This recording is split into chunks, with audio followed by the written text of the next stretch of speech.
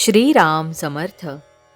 श्रोते हो, आपण ऐकत आहात श्री गोंदवलेकर महाराज यांचे प्रवचन. वृत्ती भगवंताच्या ठिकाणी स्थिर ठेवावी. माझा देह परमार्थाच्या आड येतो हे म्हणणे खरे नाही. तो मदत करतो किंवा आड येतो या दोन्हीत विशेष तथ्य मानू नये. माझी वृत्ती कुठे गुंते हे पाहावे. भगवत भजनात दिवस घालवावा असे वाटू लागले, पण संगत मिळाली खेळ खेळणाऱ्यांची, तेव्हा त्याचे मन कशाला मोडा असे म्हणून खेळू लागला. भगवंताच्या स्मरणात राहण्याच्या वृत्तीपासून ढळू लागला तर कसे होणार. आईने आजवर खस्ता खाल्ल्या, लहानाचे मोठे केले. तीच आई लग्न झाल्यावर विषयाच्या आड येऊ लागली आणि म्हणून वैऱ्यासारखी वाटू लागली.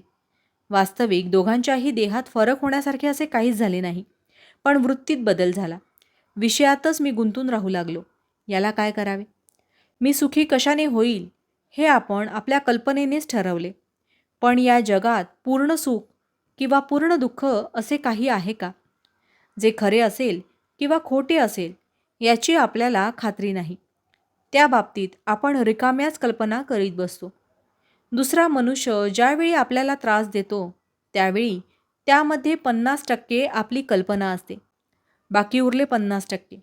त्याबद्दल त्याने दिलेला त्रास मी करून घेणार नाही ही वृत्ती असावी, म्हणजे संपले.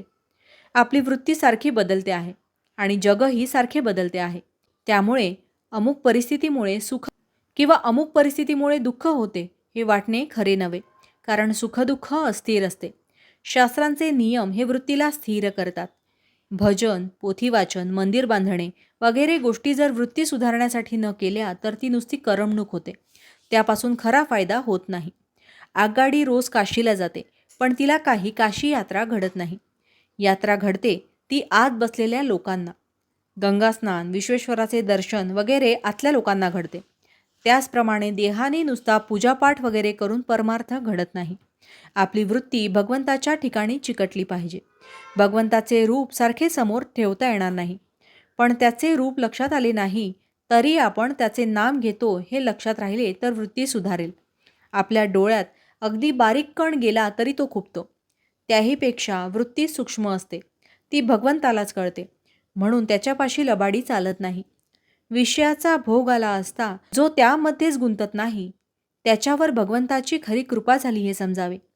भगवंतापासून वेगळे न राहणे, त्याचे विस्मरण न होऊ देणे, त्याच्या स्मरणात राहणे, त्याच्या नामात राहणे यात खरे समाधान, शांती आणि सुख आहे. भावार्थ, वृत्ती स्थिर होणे, शांत होणे याचे नाव समाधान आणि भगवंताकडेच वृत्तीसारखी राहणे याचे नाव समाधी होय. जानकी जीवन स्मरण जय जय राम. महारुद्र हनुमान की जय. समर्थ रामदास स्वामी महाराज की जय. सब संतन की जय. श्री अनंत कोटि ब्रह्मांड नायक राजाधिराज सच्चिदानंद सद्गुरु श्री ब्रह्म चैतन्य महाराज की जय. जय जय रघुवीर समर्थ. आता आपण 13 वेळा नामस्मरण करूया. श्रीराम जय राम जय जय राम. श्रीराम जय राम जय जय राम.